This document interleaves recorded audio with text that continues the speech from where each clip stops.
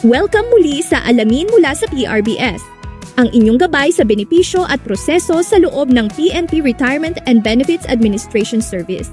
Sa ika-4 na serye, aalamin natin ang proseso ng commutation of accumulated leave, o CAL. Una, pagkatapos makumpleto ang lahat ng requirements, ito ay chine-check ng PRBS upang masigurong kumpleto at lehitimo ang lahat ng dokumento. Ikalawa, base sa mga dokumento, gagawan ito ng computation ng CAL claim. Nakabase ito sa inyong rank, base pay, longevity pay, rank benefits, at naipong leave credit. Ikatlo, pagkatapos ng computation, ito ay gagawa ng voucher at i-endorso sa Directorate for Controllership, kung saan ihahanda ang pondo ng inyong claim. Para sa mga compulsorily retired, may nakahanda ng pondo, kaya agad na naipoproseso ang kanilang claim matapos ang retirement.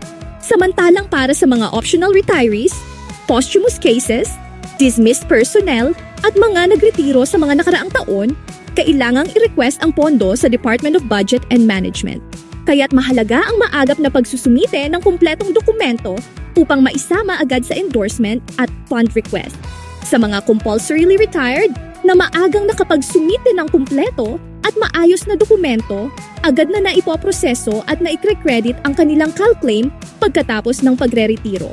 Maaari ninyong i-check ang status ng inyong claim sa Claims Inquiry System. Dahil sa mga unang serye, ay napag-usapan na natin ang tungkol sa CAL, ang mga requirements nito at ang buong proseso ng pag-claim.